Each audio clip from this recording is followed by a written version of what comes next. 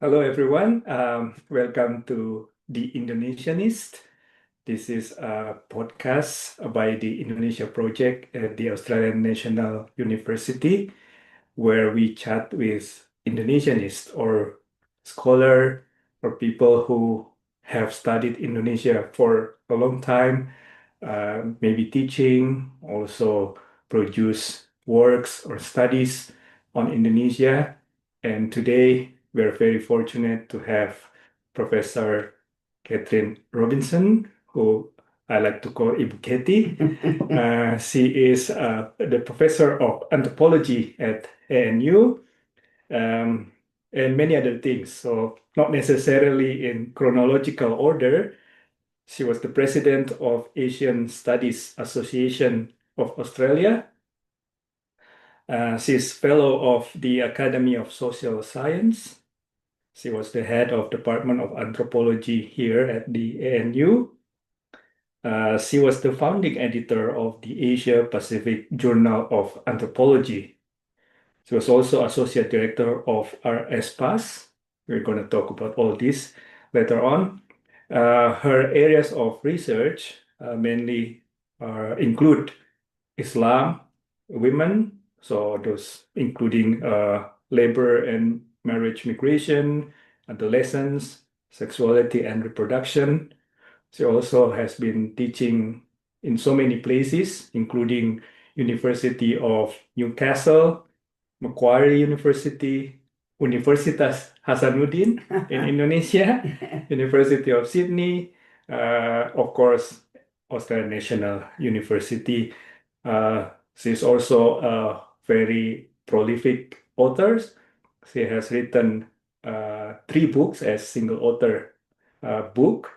Those include Gender, Islam, and Democracy in Indonesia. I think that's the most cited book of hers. And then two other books, one from her thesis, Stepchildren of Progress, and one a recent book on marriage migration. So we're going to talk about all this informally, Ibu Ketty. Yeah. Again, thank you very much for coming and spend some time with us. Yeah, that's my pleasure. It's an honor for us to have you here. I'd like to start with usually from the beginning. So if you don't mind, tell us about your upbringing, your childhood, may memorable experience until you get interested about Indonesia. Okay. Ya, silakan Ibu. Okay. Well, I was born in 1949 in Coffs Harbour, which is in northern New South Wales. And Coffs Harbour was one of the places that boomed after World War II, with post-war reconstruction. Very white, very monocultural. We had the customary thing of one Chinese family that ran the Chinese restaurant and a trickle of old Italian migrant families from before the war and so on. Italian. Yeah, Italian. Mm. There was a lot of Italian migration to Australia through the 19th century, which I talk about in my recent book. But anyway, Okay. and so it was very monocultural, very white, and if you go to the north coast of New South Wales now, you'll be very aware that there's a large Indigenous population in that area that's growing a lot. But at that time, the Indigenous people were very much segregated, almost like an apartheid type situation. And I Right. think that really impacted on me as a child because I thought this was ridiculous. Like racism seemed to me to be Right. irrational and stupid. I was a very rational child. So anyway, that impacted on me. Um, but we were very much brought up to think of ourselves as part of well, first of all, the British Empire. But I remember at primary school when the headmaster got up and said, "We are now no longer the British Empire, we are the Commonwealth." And we had maps in the school where everything was coloured in pink, and that's who we Right. identified with, those people who were members of the Commonwealth.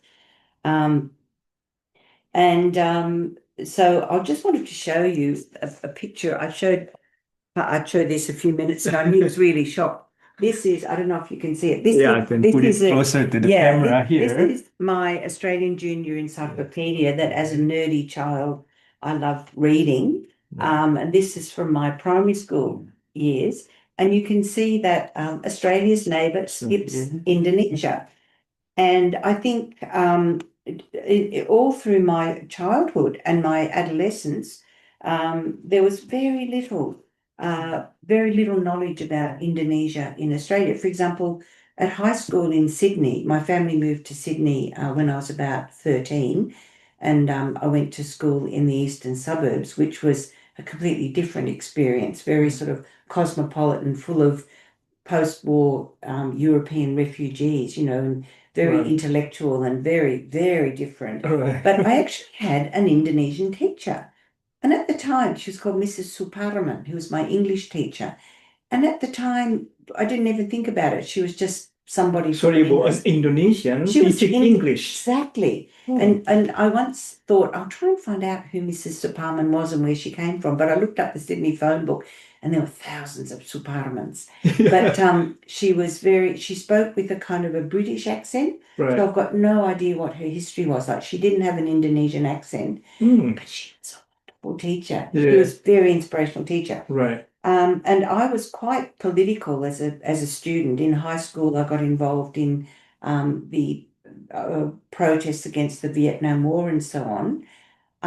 But in Australia, we knew nothing about the events of 1965. Right. And I think in recent years, I've read articles published by some of our colleagues Right. where they've gone and investigated what was going on. And not only Yeah. did the Australian government take a sort of a partisan position, Right. because, Australia was very paranoid about the yellow peril and these nasty communists and blah, blah, blah. They're all the same, all Yeah. coming north to take our land, etc.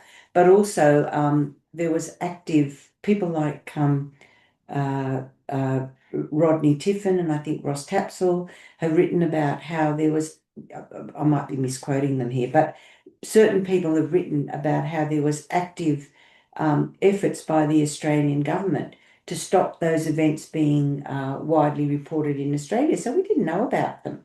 So Right. I grew up knowing absolutely nothing Mm, about Indonesia. right. So how did I get? Yeah. How did I? Your first interest in Well, Indonesia? Yeah. well, when I was at university, you remember this is I went to university in 1968. So at that time, Yeah. world travel was still very expensive.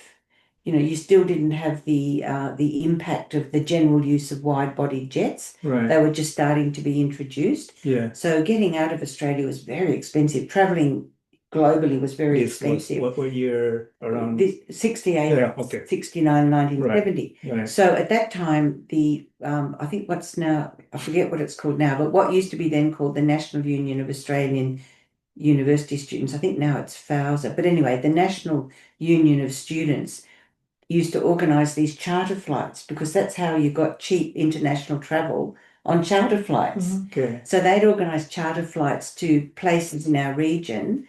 And I'd had a friend who'd gone to Papua New Guinea. I thought, oh, that's cool, because at the time there was becoming to be a lot of attention in Australia on Papua New Guinea and was it moving towards independence, or what were then the two different colonies of Papua and New Guinea, or territories we called them. Right. So, so I was exploring this idea of taking an NUAUS trip to Indonesia, and one of my friends said, well, actually, my brother-in-law is working on an aid project in Bogor, and I'd really like to go and visit my sister. Yeah.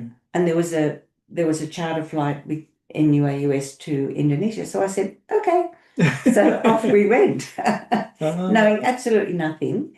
But NUAUS they were a very serious, responsible student union, national student union. Yeah. And so they organised orientation sessions before we went, and they gave us lists of books to read. Right. So, for example, I read John Legg's History of Indonesia, which at that time was kind of fresh and new and, the latest thing Right. about the history of Indonesia. Right. So I read that, and then we jumped on this plane and off we went to this completely unknown place that I knew very little about. Okay. Right. So it was quite exciting, and we got there, and you can imagine me having lived all my life in Australia, never having gone overseas, and we arrived, this was in 1970. Right. So we arrived at Kemayoran Airport Right. and we went straight out into the Jakarta traffic and on the Yeah. road up to Bogor. Right. And I had never seen anything like it in my life, so many people and all those becaks and what did you call them? Opals and different Yeah, sorts of that's public right. transport. Yeah. And then when we got to Bogor, I couldn't sleep and I was just looking out the window of the house and I could see the old two-lane Right. Jakarta Bogor Right. highway never stopped Yeah. with people walking, riding, driving. It was just amazing. Right. And then we were only there for 2 weeks, I think. But after Bogor, we jumped on a train and went to Yogyakarta and then Surabaya and Bali. And it was just amazing. And I thought, what an amazing You covered a place. lot in the first We visit. did, we did. We Okay. went by train. And I don't remember, I remember distinctly arriving in Jogja for a few days. And the other thing that was quite interesting in terms of this complete ignorance Right. of Indonesia's political history, Right.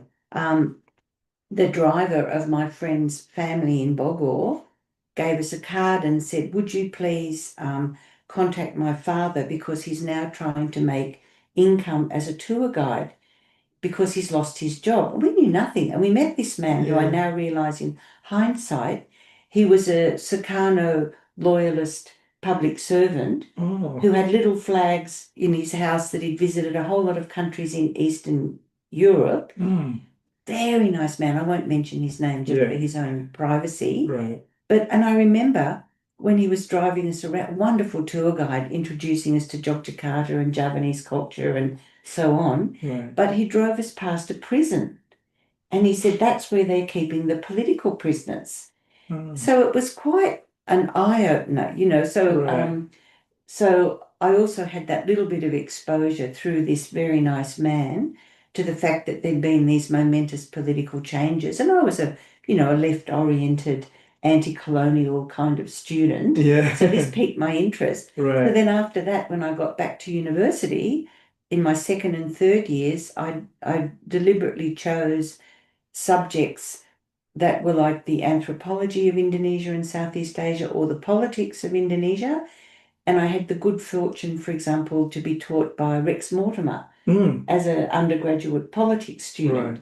who was a very fine intellectual, Mm. not just someone very knowledgeable about Yeah. Indonesian politics, but a very Right. sharp and Yeah. challenging teacher. Right. So anyway, so that was me. Yeah. But That's so your very first visit to Indonesia was not for your thesis. yeah. That was, almost coincidental actually. Yeah, And then, serendipity, complete oh, wow. serendipity. Okay. And then when did you get to visit again for your work, for your thesis? Oh, well, before that, I had another bout as a tourist Okay. because when I finished my honours degree, and Right. I'd written my honours thesis actually on Vietnamese village politics, but I think in those days Australia felt a really long way away from everywhere. And it still was quite hard to travel overseas, not like now we can go to Bali for a week or something like that. Right. So I decided that I wanted to travel, Right. and I spent about 9 months traveling in Southeast Asia and then about another 9 months in England. And a lot of that time I was in Indonesia, and I went to Papua, Yeah. went up to the Balian Valley, Yeah. went back to Jogja and spent a bit more time there. Mm. And then, for example, then went to East Malaysia, to Sabah and Sarawak. I didn't go to Sumatra, I don't think, on that trip. But anyway, so Sorry, but did you feel safe in all this oh, traveling? absolutely. Okay. I've always felt safe in Indonesia. I mean, I must admit, once when I was traveling with a friend, Yeah. and once when we were getting on a train on that second trip, you remember what it used to be like getting on public transport in Yeah. Indonesia. Everyone would push and push to get in. Right.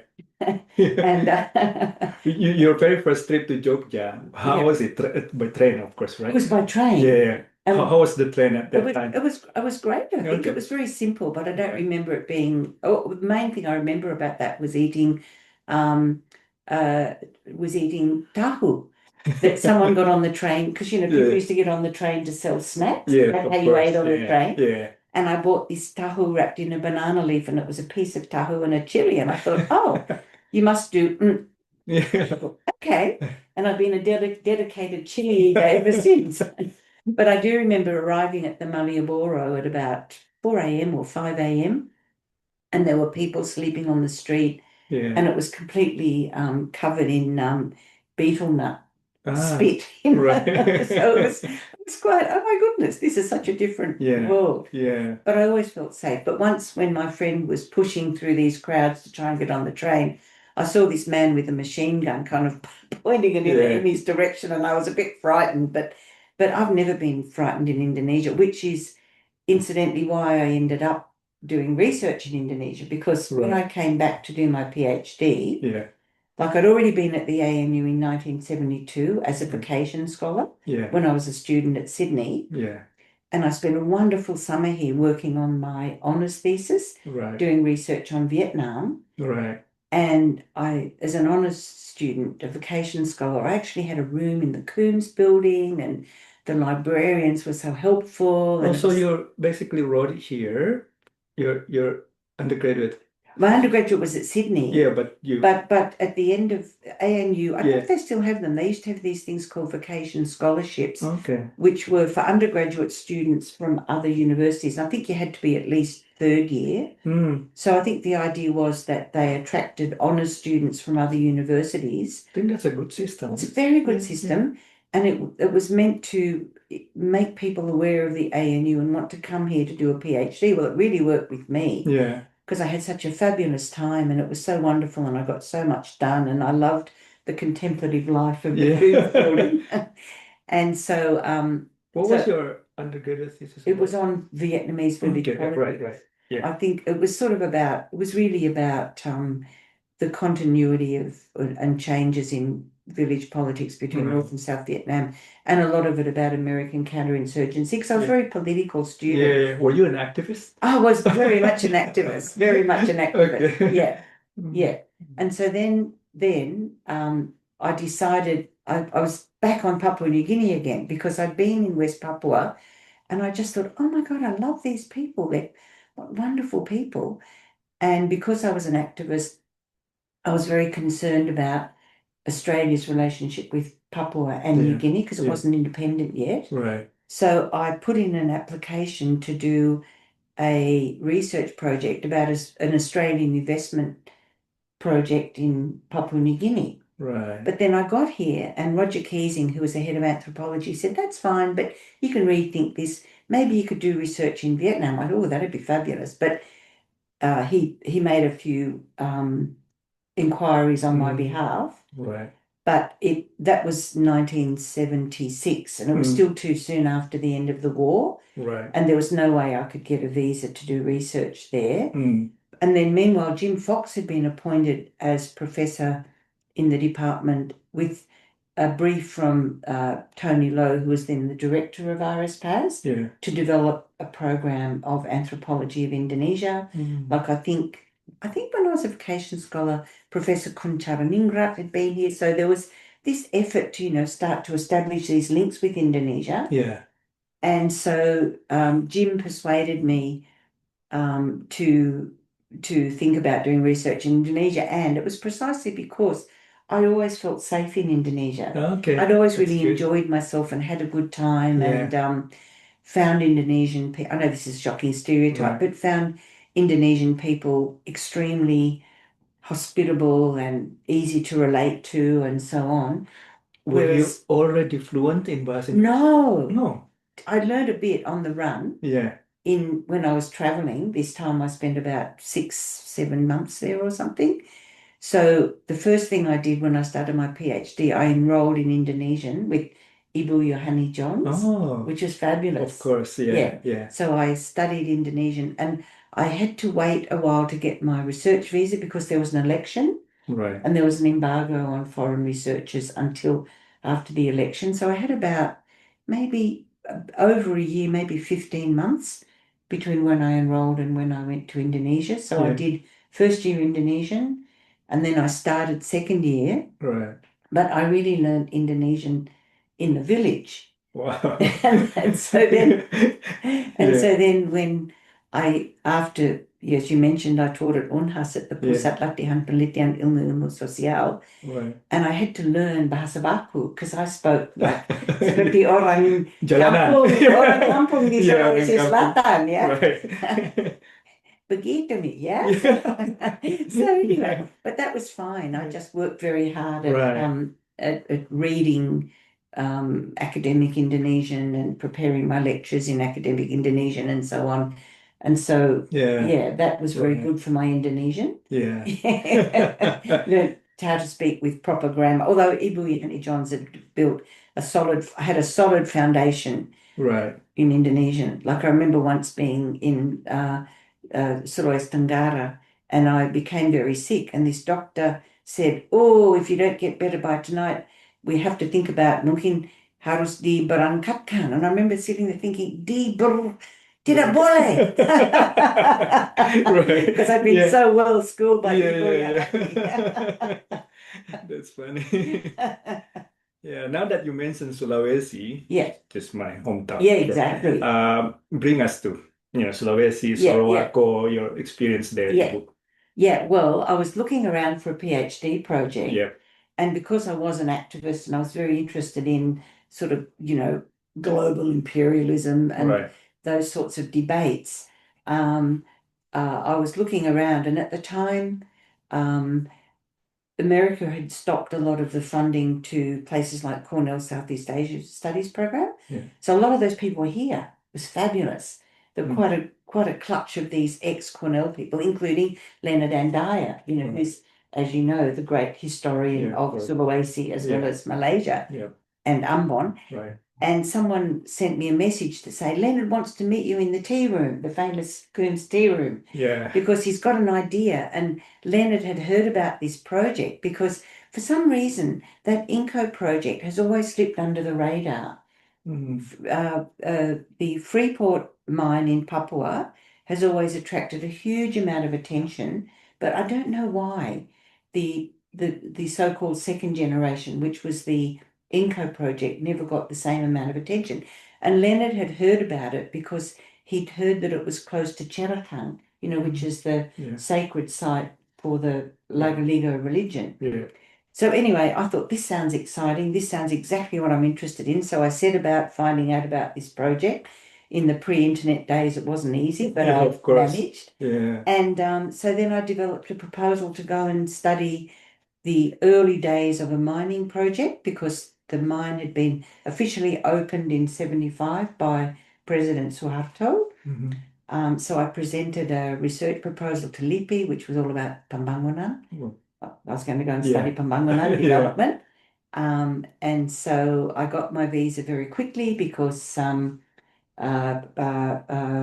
Professor Amiruddin, Mm. who was then the rector of Record Unhas, Yeah. was amazingly supportive and very helpful. And he and Pak Matulada just went bang, bang, bang, answered all my letters. I got my letters from Unhas.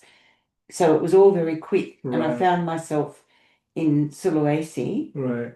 And because I'd come out of a tradition of anthropology where you studied little isolated, bounded communities and sort of structural functionalist paradigms and all that. And I was very much moving away from that and quite critical of that.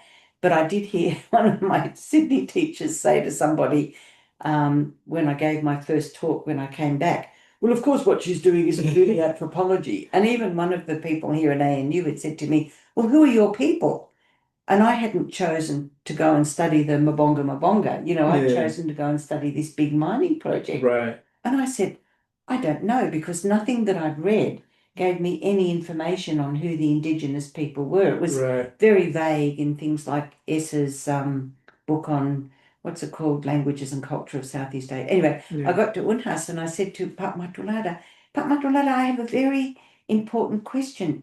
Who are the local people there? And he said, we don't know. That's what you're going to find out.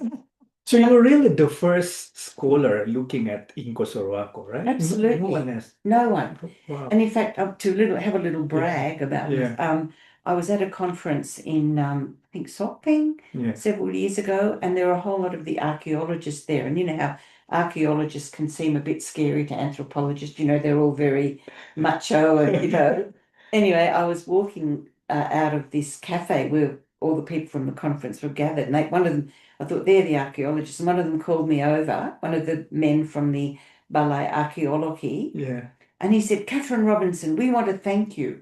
Why? And he said, because you went to Sorowako, and he said, we wouldn't have gone there except we read your work. So that made me feel really pleased because now there's been a lot of archaeology there. It's Right. been very interesting archaeology, but I was the first scholar Yeah. to go there. And because also, don't forget, when I went there in 1977, until 1975, the area had been under the control of Darul Islam. Right. And so the government had only just reasserted control in 75, around the same time as the coup when Suharto came to power.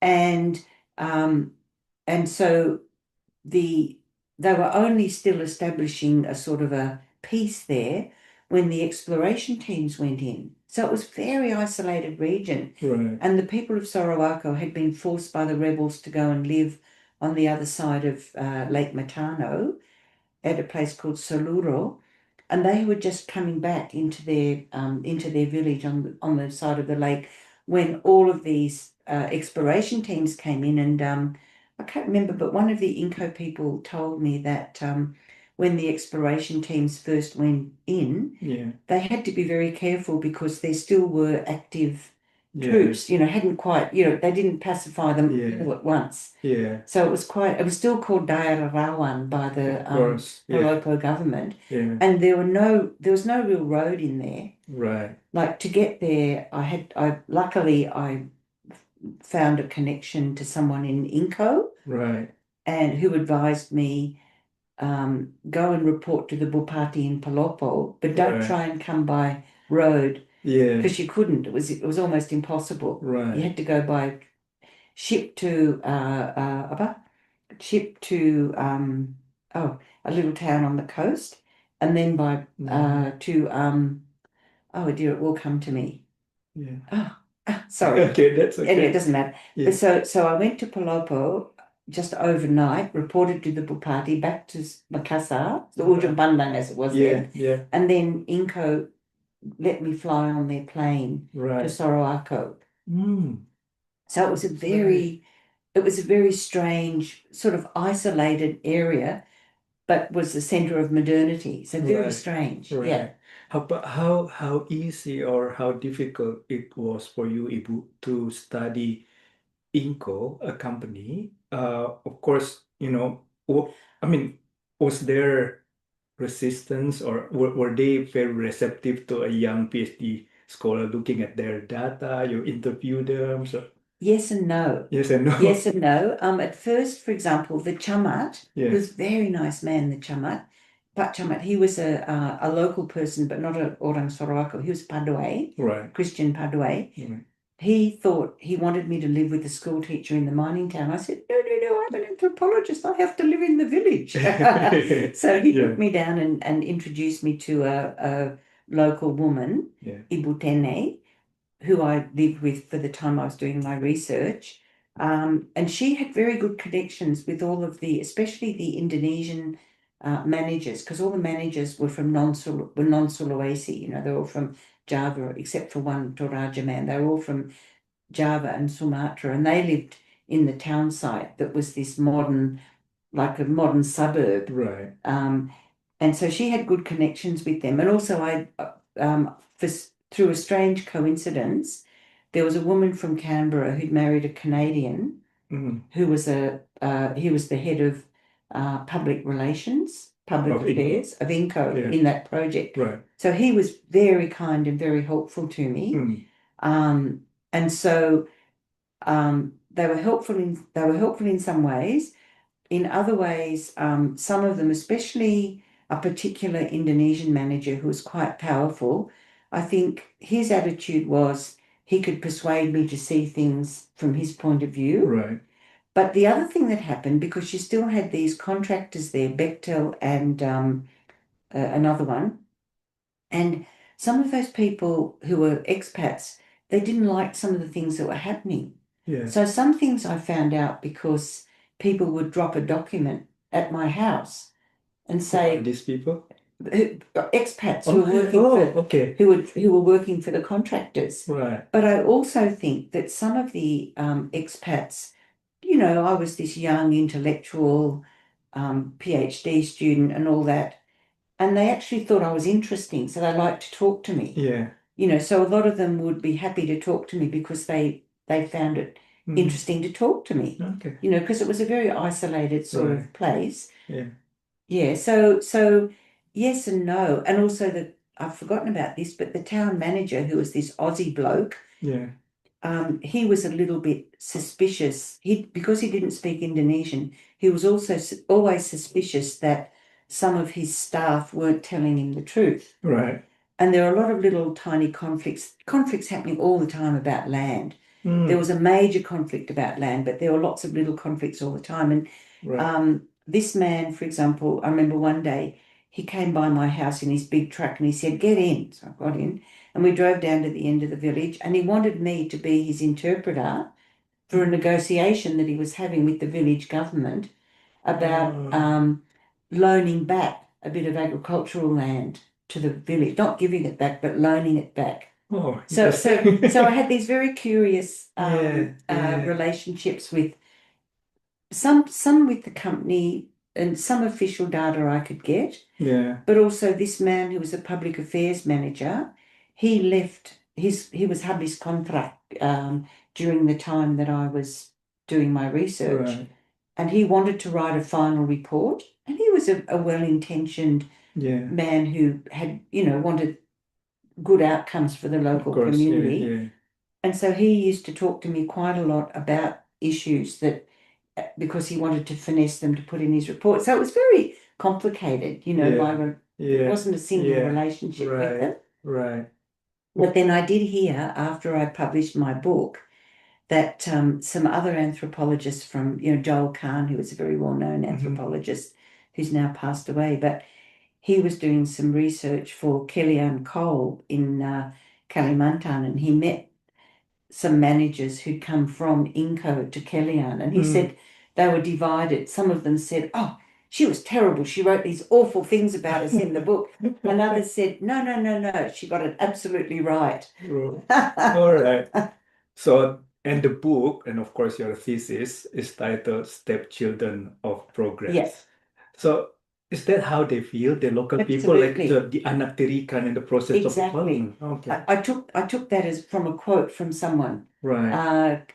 Kami orang di sini di anak tirikan, or Mm. uh, kami orang di sini uh, dikasih tulang, Mm. orang lain yang ambil isinya. Oh, So they yeah. had a very strong sense of themselves as, Right. because their big protest, like they always talked about themselves as orang asli Sorowako, Yeah. and orang asli Sorowako is an expression of the fact that they own that place. Right. And they were dispossessed of their land. I document that quite extensively in my book, in a quite terrible way. Yeah. And I only learned a couple of years ago that, in fact, the original plan from the government had been to completely resettle them somewhere Right. else. But they won the concession that they kept their village land, but they lost all their agricultural land. Mm. So, and they've been struggling ever since Yeah. to get, and I was thinking about when I was writing my notes for Yeah. this, I was thinking it's very much something. I mean, I hadn't really thought about this before, but so, as an orang Sulawesi, Yeah. you understand very well, you know, Yeah. the concept of sili Of course. pete, yeah? Yeah. And I actually think that it's very related to that, that the way they were treated, it's the way I've seen people react strongly in other parts of South Sulawesi when they're treated as if they have no human dignity, Yeah. Yeah. you know, and Yeah. I don't know about other parts of Indonesia because I don't have the same experience, but in Sulawesi, it's a very strong thing that Yeah. you have to treat all human beings with equal dignity. Right. And if you don't, it's seen as a profound insult to their basic Yeah. humanity. And so I think that's the root problem Yeah. and why they've never recovered. And no matter what happens, um, that is a wound that's Yeah. never healed. Yeah. To be honest, when I read your thesis, I was a bit uneasy to learn about there's this arrangement of house A, B, C, and Yes, can you tell us yes. about it? Yeah. Well, when the company built its company town site along the shores of Lake Matano, which is incredibly beautiful. Right. It is such a stunningly beautiful place. If you get a chance to go there, please do. Yeah. Like someone FaceTimed me the other day from her car in Sorowako, Right. and I could see in the background, I could see the mountains and the lake, and I just got this real pang of homesickness, that I Yeah. wanted to be there. Anyway, so they were actually advised not to put the town there because they were told it would be a ribbon development. Mm. But they went ahead, and there was one A house for the Yeah. general manager that was just so luxurious, you would not believe it. Yeah. Then there were B houses, C houses, D houses, and then F. I don't know why there was no E. Yeah. And each class of housing was, as you went up the alphabet, Yeah. they were less luxurious. A was Mm. really luxurious. Right. F was pretty basic. So F was for skilled workers. Right. D was for managers. C was for high level managers. And B, there were only about, I forget how many, but maybe 12 B houses, and Right. they were for the top managers. Yeah. And so A, B, and C houses, even when I was there, were mainly lived in by expats. Yeah. D was about 50-50. F was all Indonesian. And then 50% of the workforce were unskilled laborers, local Yeah. hire. They weren't given any housing at all. So this was one of the things that really shocked me when I went there, that there was what was left of the traditional village of Sorowako, where people lived in rumah panggung, and they had little jambatan out onto the lake, and it was like a village but very cramped. But Yeah. when you went down to what was called Kampung Baru, or the new Kampung, where the migrants were living, a lot of them, they were living in, you'd have to call it rumah kumo, you say that, Rumah slum. kumuh. Yeah. Yeah, Yeah. that they were made out of old packing crates Yeah. that they'd salvaged from the construction site or Yeah. whatever. Really shocking, Mm. and really, really confronting that people were living in, like you had the rumor A, Yeah. that A house, which I never went there, but people said it had marble and all Mm. sorts of Mm. things. And then, just a couple of kilometers down the lake, you had people living in these shacks made out of packing crates and so on. Was quite confronting. Yeah. And while I was there, they introduced a new plan to reorganize the village, and that was also shocking because the company provided bulldozers, and they just came in one day and bulldozed all these shacks to Right. try and force people to move to a new settlement Wow. in Barandula. So Yeah. it was pretty shocking. Of course. Yeah. Yeah. Yeah. Yeah. And the subtitle of your thesis is The Political Economy Yep. of Development Yep. in a Small Mining Town. Yep. Um, are you still following this topic until today? The political Yes. economy of mining? Yes. Yeah. Yes. Because I think in the book, one of my ideas was to try and develop a proper class analysis, a proper kind of cultural Marxist analysis of what was happening, Right. because a lot of the dominant paradigms then were all about, modernization and so on and so Right. forth, and focusing on those aspects of investment and who profits and dependency theory, profits being repatriated to the West and all of that kind of thing. But I wanted to understand what was happening with those relationships at the local level. Right. And at the time also, there was a bit of an interest in a bit of a Marxist resurrection or return to Marxism in anthropology, away from structural functionalism. Right. And I felt that, especially British cultural Marxism, scholars like E.P. Thompson and so on, provided a way to think through how those dynamics of the global capitalist system worked themselves out and impacted on people's lives at the local level. And so one of my goals was also to make a contribution to the way that anthropology could study local communities, but analyze them not as bounded and separate little cultural spaces, which was Right. what I was trained in Yeah. largely, but to understand how the reproduction of everyday life in those communities was profoundly linked to these influences that operated on a regional, national, and Right. global scale. Yeah. And so that's still what I'm interested in. Okay. But what I've making a not very good progress on a new book, which is trying to bring together a lot of the pieces that I've written in the last, what would it be, 40 years about Sorowako Yeah. and different aspects like the struggles over land, changes in gender relations, Yeah. the struggles that the people have post-Reformasi to express their identities Yeah. in post-Reformasi Indonesia, that sort of thing. And one of the things I'm interested in is also trying to develop how those theoretical paradigms have shifted, still within a sort of a, I suppose, a political economy framework, Right. but what other ways we have now for shining a light on how to understand the kinds of changes that are happening. Right. Yeah. Yeah. Yeah. Of course, the other big topics that you've been working on include Islam, gender, Yep. democracy. So, can you tell us about this? You mentioned already about the gender relationship. Yep. So, are these big topics, the other big topics, also all of them have connection to your first interest in mining? Absolutely. Okay, so Yeah. how did that evolve to? Yeah. Yeah, Well, I said I was an activist, yes, and one of my strong areas of activism was women's liberation, which right, was, that's what we used to call ourselves then, women's liberationists. So when I got to Sorowako, apart from those broad questions about class, power, livelihoods, I was really interested in how this project impacted on women. Like as a young activist, for example, I was involved in an organisation called WADNA, the Women and Development Network of Australia, right, where an Esther Bozarup's book, Women's Role in Economic Development, had been published, etc., which so that feminist consciousness was expanding into that world of development studies, where there was a strong consciousness that development projects tended to miss women. So I was really interested to know how this capitalist development project either engaged or didn't engage or marginalised women.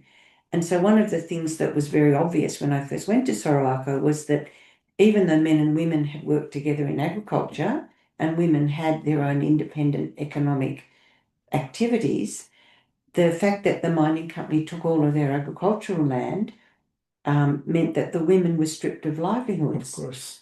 And I also discovered that through hours sitting at the old terminals to the mainframe computer hearing Coombs of SPSSing my data, I discovered that when you looked at people's occupations by age, it was really, really clear that INCO selectively recruited men between about, say, 16 and 40, Yeah, no women, employed except a few jobs as maids in the mess hall or a few semi-skilled jobs like secretaries, or there were some school teachers or right, nurses at the hospital, right? yeah, Very sex-segregated workforce.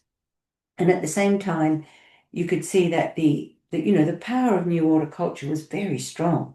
And the elite wives who lived up in the B and C houses and B yeah, houses, yeah, they formed a Indonesian Families Association, the Ikatan Keluarga Inco, which operated like Dharma Wanita or PKK, and which quite deliberately inculcated women in models of femininity that they thought were appropriate. So, for example, their village chapter would have an arisan, a women's savings association. And it used to make me laugh because they'd sit there looking at these lists, because in the context of this families association, everyone was known as Ibu X or Ibu Y, by the name of their husband. right, So it would be Ibu Ahmad, Ibu Saripudin. Ini siapa? See? And because they were used to using technonymous terms in the community. right. So you were mama, well, everyone was a mamahnya Acor, but Yeah, that's right. mamahnya Saripudin or mamahnya Anwar. And so, but within the context, they wore Western dress, not their Yeah. sarongs. Right. They had to they were obliged to call themselves Ibu X or Ibu Y, and they were taught housewifery and childcare, which these women assumed they understood better. Yeah. So they knew better how to cook, for example, Right. whereas these women were perfectly fine cooks, really. Yeah. And so there were all these things happening. And I wrote a paper actually that I entitled "What Kind of Freedom is Cutting Your Hair?" where I looked at these changes with women, cutting their hair to fit these modern models and wearing Western dress and all this kind of thing, but juxtaposing that to the fact that basically the mining development had stripped them of independent livelihoods. So what kind of freedom was that, Yeah. compared to Yeah. Yeah. in the past where they farmed? And in fact, a lot of the older women who were widows, like the old men, still had to try and find ways to farm Right. because they had no other way of gaining an income. So, they were forced to go further away from the village to Yeah. establish Right. slash and burn fields in the mountains, that kind of thing. So just that stark, it was like almost like a textbook case of the way that development dispossessed women Right. that I saw.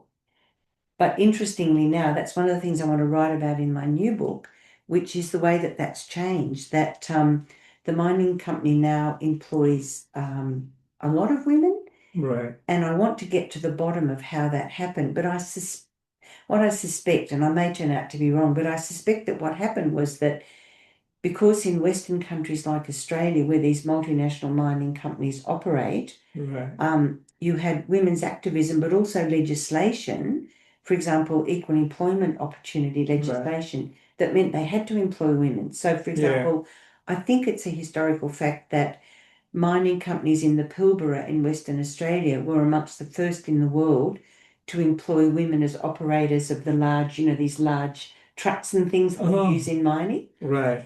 And this began a global trend. And I've also found out that within Inco, which used to operate the mine, which has now been sold to Fale, Vale. Yeah. but Inco, there was a group of women who organised under the rubric of women in hard rock mining, Mm. to try and force the issue of more Right. opportunities for women.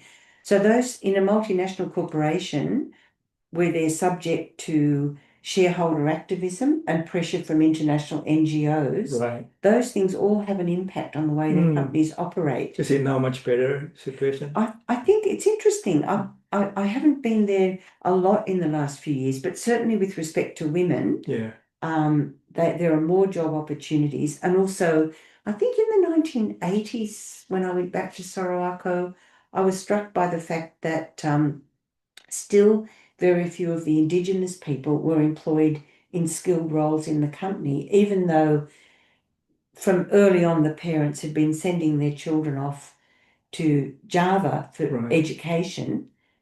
Because one man Yeah. said to me, I think this sums it up. He said, in the past, our parents gave us a bakal, gave Yeah. us provisions, which was land, coconut trees, etc. We don't have those anymore. So the only bakal provision that we can give our children is education. Because Oh. what's the difference between us down here and those fellows up there in the B and C houses? Yeah, Yeah. they're educated and we're not. Right. So they had a strong sense of their own human worth and dignity, Right. that there was nothing else but Yeah. something practical like education Yeah. stopping them. Yeah. So now there are some Indigenous Sorowakans who've actually moved into the the C and D houses, Right. for Yeah. example, Yeah. and who've got management positions. I mean, amongst my women friends, one of them is a chemist Right. in the process plant, Yeah. because they have to test all the samples before they go into the smelter. Yeah. Another one is the head doctor at the hospital. Wow. This person who I knew as a toddler who fell off the balcony and landed at my feet when I was talking to her grandmother many years ago. And Yeah. another one, the one that FaceTimed me the other day with the mountains in the background, she's an electrical engineer. Right. So a lot of them have got these highly skilled occupations Right. now, the men and women. Yeah. And so that's a bit different. But I'm really interested to try and understand that question Yeah. in terms of people's sense of self and how they belong and their sense of identity. Right. How has it changed? Because one thing that did change after Reformasi was that, remember, in the New Order, there was very rigid controlling of how people could express an identity. You know, there were those authorized versions of that you saw in what Paul Taylor calls the Nusantara concept. Yeah. You know, that you display, there's Javanese and there's Bugis Mm. and there's Torajan, but all of these other groups are kind of either forgotten or Yeah. marginalized or subsumed. So these, especially the young people in Sorowako, who, like all young Indonesians, are very computer literate and comfortable on the internet, Right. etc., they've been trying to, since Reformasi, they've been trying to fill out the historical picture, not just the terror that all the old people remember of Dar Yeah. al-Islam, Right. or the other terror of the dispossession Right. when the Indonesian government forcibly dispossessed them for the mining company.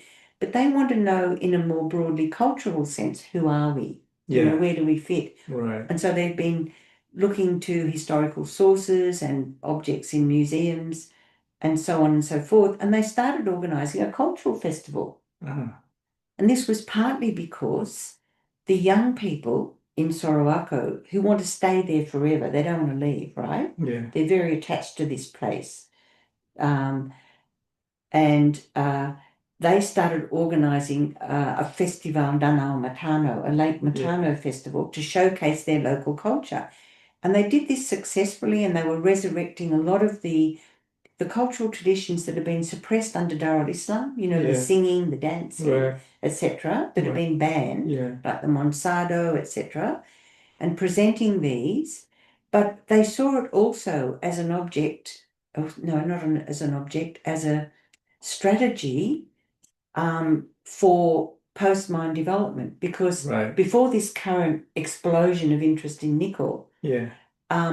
there was always this, you know, up and down of the world nickel market, you Yeah. know, that the price of nickel would go down, so Inco would shed staff.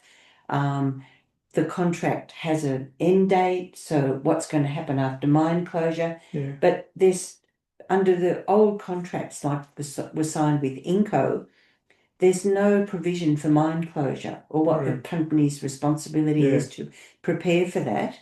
And so the young people, including one young man who sadly died very young, who became a member of the DPRD Yeah. after Reformasi, he started pushing this agenda about what can we do after mine closure. And an obvious thing, of course, was tourism, because it's so Yeah. beautiful and it's a great place for water sports, Right. etc. Yeah. But they were thinking, well, we can also showcase our culture as part of this. Anyway, sadly, that whole endeavour has been taken over by the local government, Yeah.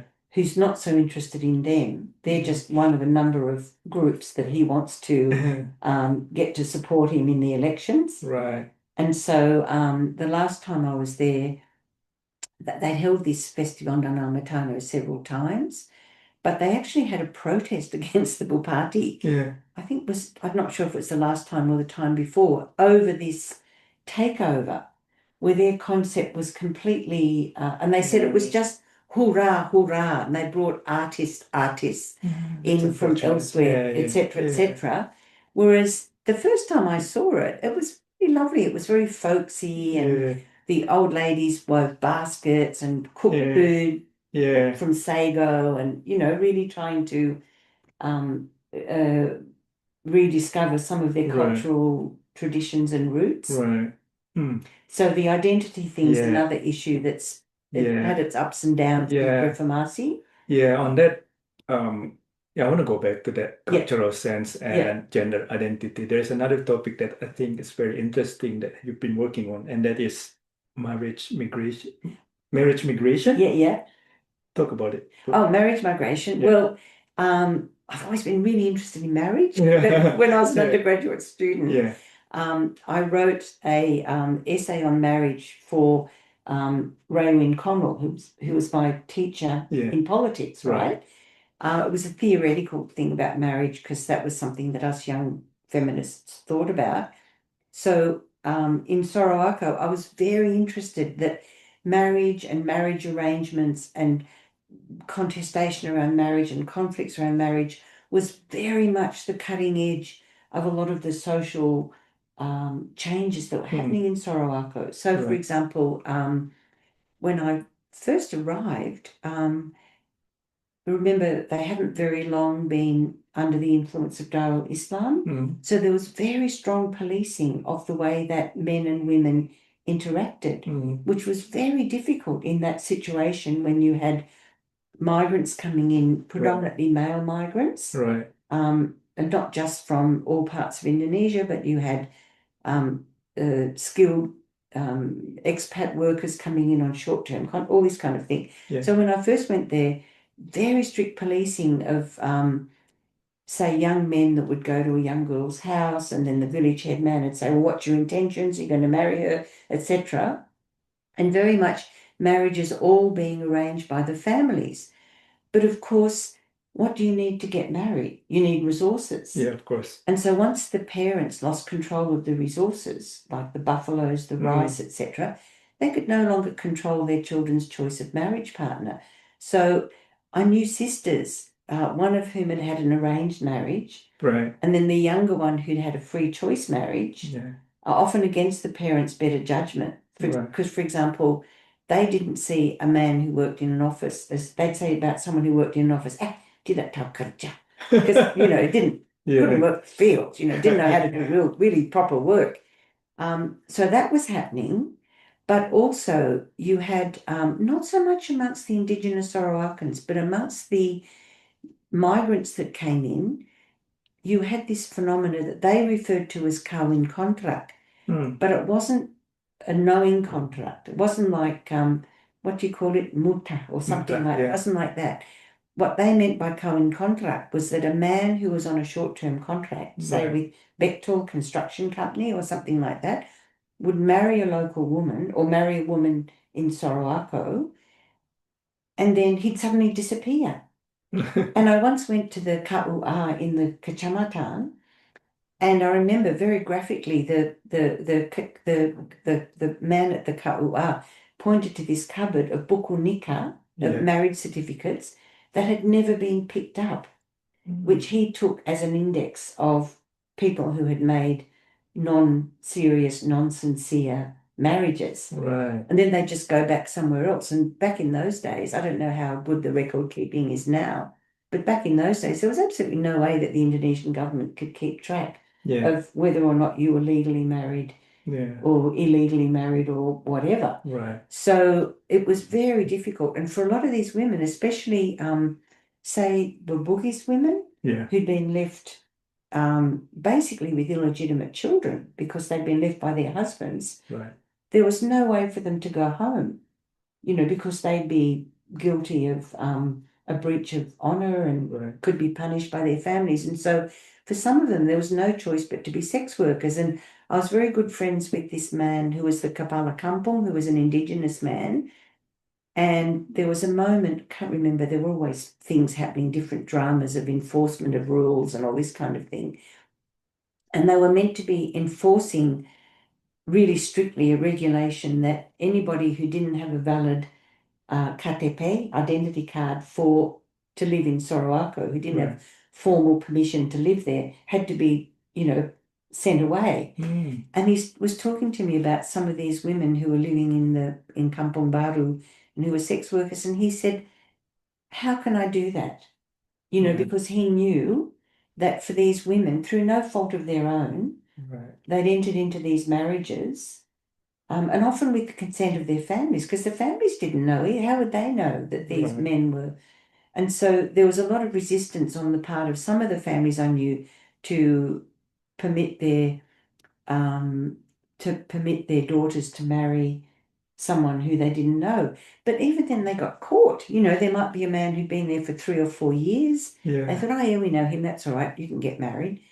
And then, whoop, he's gone. And one of my friends said to me, I was on my way to Makassar, to Ujung Pandang, Yeah. and I thought I'll just go to, I forget where it was, wherever the village was that this man came from, and say, I want you to divorce my niece. You've left her for so long, and I want you to divorce her. And he said, oh, but what if I want to go back there? So that was all very kind of tricky. So Yeah. I was very interested in marriage as this, what would you call it, little node that brought together a lot of the issues and the problems Mm, that are brought about by that kind of rapid development and by the disruption of the economy right. and so on. Yeah. Is this the topic of your next book? Oh no, the last book I Yeah. wrote, No, the last one. Okay. that was actually about marriage and migration to Australia. Oh, And okay. that was something that got triggered by Yeah. actually Yeah. a colleague who didn't know the difference between Indonesia and the Philippines. And in the 1980s, when I was teaching at Macquarie, one of my colleagues, who was a feminist, said to me, oh, I'd like you to write a response to this article. Someone accepted it for this journal when the editor was away, and now she's back. She's very unhappy about it because it was an article by a male academic who was married to a Filipina who wrote an article challenging the stereotype of the mail order bride. You know, Yeah. that women from the Philippines marrying Australians through what they used through pen pal correspondence Right. were all you know, gold diggers or Yeah. prostitutes or Yeah. something like Yeah. that.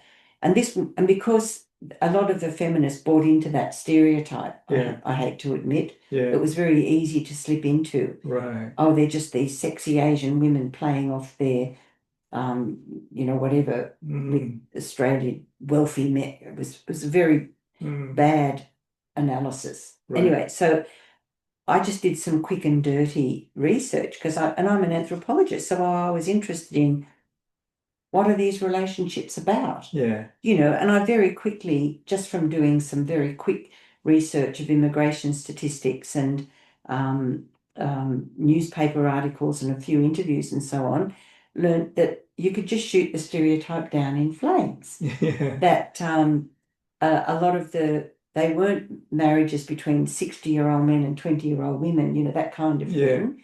They weren't just about sex. Right. They were often between older women from the Philippines who were widowed, like 30, 40-year-old, Mm, who were widowed or divorced or never married, yeah. deciding that Australia was a place where they could pursue a family life. Right. And the men, the same thing. And in fact, a lot of the initial flood of correspondence marriages or so on was in mining towns in Australia, Okay. yeah, precisely where Australian immigration policies had selectively recruited single men, Mm, yeah, and brought them in. So you can see there's a yeah. lot of connections between There the you go. dynamics Yeah. that are happening. Yeah. And so if you're a single man living out in Mount Isa, and maybe you're Italian or Greek and you don't speak very good English, maybe you're not highly educated, you're in this all-male community and you decide you want to have marriage and a family, Right. what are you going to do? Migrate. Well, find a pen Of pal. course. Yeah, Yeah. exactly. Yeah. Find a pen pal. Yeah. And so, and in my book, I won't talk too much about that book because it's not about Indonesia, but Mm, in my own family, I found this pattern where in the early days of white settlement in Australia, the convicts were mainly men. yeah. And so um, the settlement of male convicts, the settlement of male convicts was followed up with these attempts to recruit single women Yeah. in Britain or in England and Ireland, and also Scotland, ostensibly to come as domestic servants. Yeah. But the ads always talked about the sex imbalance and you'll be able to find a husband and so on. And several of my great grandmothers were in that kind of category. They came out here as female marriage migrants who Right. were following on the heels of this male migration, especially the forced migration of convicts. Mm, So Australia's got a history of bringing in lots of men and thinking, oh my goodness, how are we going to grow the population? Because especially in the 50s and 60s, Australia was obsessed with population growth. Yeah. And now they're worried about all the migrants. But it used to be, you know, or they've always been worried about non-white migrants, you know. But yeah, so that's why bringing these women out was seen as a way to grow the white population of Australia. So I'm just very interested. Yeah, I've got a lot of interest in marriage, but they're the kinds of issues I'm interested in. But basically, I'm interested in what kind of relationships are established. And for example, you can imagine as a young women's liberationist, when I met all these women who were having arranged marriages, I thought, oh, this is a terrible thing. But then when I talked to those women, you could see that within the logic of their lives, it was a very different kind of thing. So women said things to me like, our parents love us. They're not going to marry us to someone who's not responsible or whatever. And often you could see with the parents, I mean, you must have seen this a lot, that with the parents, what they're interested in is establishing a viable economic unit. You know, does he know how to work? You know, and gifting their children, because you know in Sulawesi you also have that practice of not just that often the parents-in-law, I forget what you call it, but the parents-in-law gift assets to the daughter-in-law on marriage, which means that even if there's a divorce, is that what it's called? That she has an asset that remains her possession, and it used to be rice fields. But nowadays it might be a sewing machine or something. But that idea that you create an economic unit and it's your responsibility, both sets of parents, to do that for your children. So so I found that very interesting, you know, just a different way of thinking about it, and thinking about what marriage was and why it's important and what you need to do in order to get married. And women said to me, you know, we don't, some of them said, you know, this marrying your romantic choice, that's risky, because they said, if our parents arrange a marriage and the man turns out not to be able to support us or he's a bad man, they're responsible. So they take us back. And in fact, I knew a case of a man who'd gone a bit crazy and run off with a migrant woman who had a petrol stall. And his old father was so embarrassed because he felt responsible. So he went and lived mainly on his garden a few kilometres down the lake. And he saw it as his responsibility to support the daughter-in-law, you know, because his son had been a bad person and left his wife. So anyway, so I just thought I'm just very interested in all those dynamics of marriage. Wow. Fascinating words. So what project are you working on right now at the moment? Oh, right now? Well, I just wrote another short paper on marriage, but which was taking up some of these issues about the regulation of marriage by governments and marriage as a personal or private matter in relation to Indonesian labour migrants in Malaysia, where whether they're legal or illegal, they're not legally allowed to marry. And about all of the problems this creates, but also the contradictions, because on the one hand, a lot of those groups that migrate into Malaysia from Indonesia are groups that had connections and settlements in both places before colonial governments carved the world up and created the borders that led to the modern nation state. Very interesting. The Minangkabau, the Acehnese, the Banjar, Bugis, you know, and so that's one issue. And also they're Muslim. And so for Muslims, okay, now in Indonesia and Malaysia, marriage, including Muslim marriage, is regulated by the state. But for a Muslim, the meaning of marriage isn't its regulation by the state. It's a contract that's enacted under Islamic principles. And so you can't stop people getting married. Like if people are in Malaysia and they want to get married, they'll find someone, an ustaz or someone like that, who marries them in a way that they feel is legal. And it's meaningful because even a state-sanctioned marriage Yeah. for them, in Indonesia, it's conducted by an imam or an ustaz or something who's licensed by the KUR. Right. But one of my students, former students, Professor Nurul Ilmi Idris, she did very interesting work in South Sulawesi, in one of the area in Sidrap, I think, in one of those areas where there's a lot of migrants that go to Sabah. Yeah. And there they have this institution of the Imam Liar. Imam Liar. Imam Liar, and he marries and divorces people and he gives them a certificate. Yeah.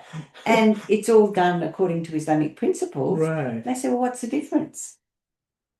So Yeah. this is happening a bit in Malaysia too. Yeah. Or anyway, that's what my last little paper was that I wrote for a conference in Indonesia last month. Right. Yeah. Is this out already, the paper? No, I'll have to revise Yeah. it to send it to be published somewhere. Yeah. Oh, interesting. It was very interesting for me because I thought, what am I going to write for an Indonesia-Malaysia conference? Yeah. And they gave me a list of topics, and one was about global intimacies and transnational, and I thought, oh, I can do something here. Yeah. Well, Ibu Katie, we've been talking about 1 hour, maybe more, but I still have one question left, and that is your engagement with the Indonesia project. The Indonesia project. Yeah. Oh, we didn't talk about Islam either. Yeah. But Oh, never yeah. mind. Yeah, we can still talk about We can it. still Yeah, talk yeah, about yeah, Islam, but I'll yeah. talk about the Yeah, yeah. Indonesia project first. That I came to do my PhD here in what was called RS-PAC-S, became RS-PAS, Research Group Pacific and Asian Studies, during my time as a PhD student. But the Indonesia project was already established, and it's a real, what's the right word? It's a wonderful exemplar of the particular kind of multidisciplinary or transdisciplinary Asian studies Right. that we practiced in RS-PAC-S and RS-PAS. Yeah. So that there was this kind of very strong notion that you became an expert or proficient in your own discipline, if it was history or politics or economics or anthropology, but you very much engage with this interdisciplinary field of scholars.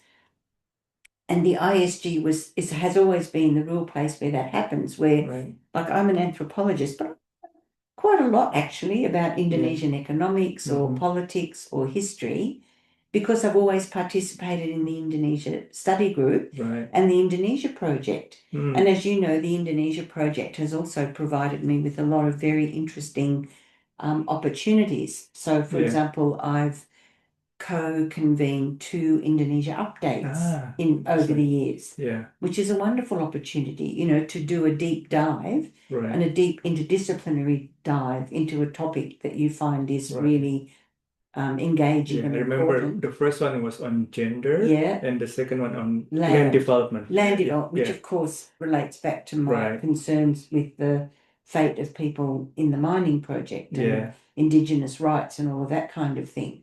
Mm. So I think the Indonesia Study Group and the Indonesia Project is really important for advancing that broad understanding and that broad interdisciplinary perspective Right. that I find really valuable, and I just think it enhances all scholarship on Indonesia. Yeah. Yeah. Okay. All right. And That's that good. we Yeah. all know our own subjects in depth, but we know a little about a lot of other Yeah. things. Yeah, I know what you mean. Yeah. Literature. Yeah. Yeah. Of course. Yeah. We always look forward to it as well, Boo. Absolutely. Now, Islam. Yeah. So, so how did I get interested in Islam, which is the other thing that I've been doing a lot of research, because of course, 1970s Australia, no Muslim migrants. We didn't have any Muslim, definitely not. No Muslim migrants, except some of the Afghans that came. Right. That's a whole other story in the 19th century. Yeah. But we only started to have Muslim migrants in Australia after we started to have people from Lebanon coming in after 1975, I think it was. But anyway, in the 1970s. So I knew nothing about Islam, except what I'd learned a little bit as an anthropology student reading, Ernest Gellner's Saints of the Atlas, or reading Clifford Geertz Yeah. on Religion of Java or something Right. like that. So I go and live in this Muslim community. So like learning language, Yeah. I learned Islam through my engagement with this community where they were very devout Right. because of their engagement with Darul Islam, Yeah. They'd what's the right word? Smarted under a lot of the more strict application of Sharia under Darul Islam. But in terms of their everyday practice, they were very pious, very, very religious people. Even now, when I go back there, if I want to see my old friends, I go and hang out near the mosque around time for Sembahyang, and the Yeah. old people all come in their beautiful sarongs and Right. best clothes, and it's a Yeah. lovely place. Anyway, Yeah. but so that's how I learned about Islam, and the Imam in Sorowako is an absolutely wonderful man, and he treated me like his murid. Ah. So I'd Yeah. go and meet him, and he'd get dressed up in his lovely sarong and his peci, and we'd have these conversations about history and Islam and whatever. And so that's how I got interested in Islam, by the way that it punctuated daily life, Right. monthly life, the Yeah. cycles of the year. Like my Yeah. first Eid al-Fitr was like, oh my goodness, all this activity. Yes, And yeah. Yeah. in Sorowako, the company sponsored bringing in some sort of famous ustas every year. Now you just made me homesick. Yeah. And then you'd see all these Yeah. people Yeah. all dressed up to go and pray on Yeah. Eid al-Fitri in a big lapangan Yeah. in the football field. Yeah. Very, very beautiful and very powerful, Yeah. but also very ecumenical, Right. Right. that the Christians would come and halal bil halal with their Yep. Muslim Yeah. friends. And then also in Sorowako on New Year, because I found that quite curious as a Protestant from Australia, but in Maulid. in New Year, Yeah. Christians in Indonesia treat it like a religious festival. Yep. Yeah, like it's like Eid al-Fitri. Yes. Yeah. Yeah. And so I would go and do, I don't know what you call it, but it'd be like halal bil halal with some of the Christian families, with my family from the village. Oh, Yeah. very nice. Yeah, it was very nice. And when I was in Sorowako, you started to have the first mass uh, transportation of hajis Yeah. by the government. Right. And so was it 1979? There was a big gang, maybe a dozen people from Sorowako who jumped on the little tiny Inco plane and went to Mecca and came back, and with fabulous stories. Right. So I learned about Islam, and just through going to lots of weddings, and anyway, so it just got me very interested in those traditions. And then, of course, when I was at the PALPAS at UNHAS, Yeah. I was in charge of a training program for 12 researchers, and I rather overreached in my ambition of choosing the Kabupaten where they went to do their research, and I had them all over Sulawesi, which meant South Sulawesi, which meant I had to travel a lot, Right. because I had to go and visit them in the field. But I learned a lot through that too, Of through course, visiting in Jeniponto and Pinrang and Luwu, Yeah. a lot of different places where I went, where these Pasarta were doing their Yeah. studies of, Yeah. everyday life. Right. One of them worked in the DDI Pesantren in Pinrang, Yeah. which is very interesting. Yeah. Another one did really interesting research on Muslim Torajans. Yeah, Muslim Torajans. Muslim Torajans down near Makale. So Yeah. that was, anyway, so that increased my interest. And also, while I was working at PALPS, my Indonesian colleague, Muklis Paine, Dr. Yeah, I know him. Muklis, Yeah. Dr. Yeah. Muklis, Muhlis. Yeah. he said to me, we should do some books. So we chose all of the laporan penelitian from about the last probably decade or maybe a bit more. We took all the ones that got the highest score, that got pujian, Yeah. and we organized them into theme books. And one of Yeah. those was on Islam. Right. So yeah, all of those things really made me very interested in Islam and studying more about Islam. Hmm. Yeah. Wow, fascinating. Yeah. Well, thank you, Ibu Ketty. It's Yeah, been yeah. very wonderful talking with No, you. thank you. Yeah, and thanks again for spending time with us. No, my pleasure. So again, this is the Indonesianist, the podcast with Indonesia project at the Australian National University. Thank you. Thank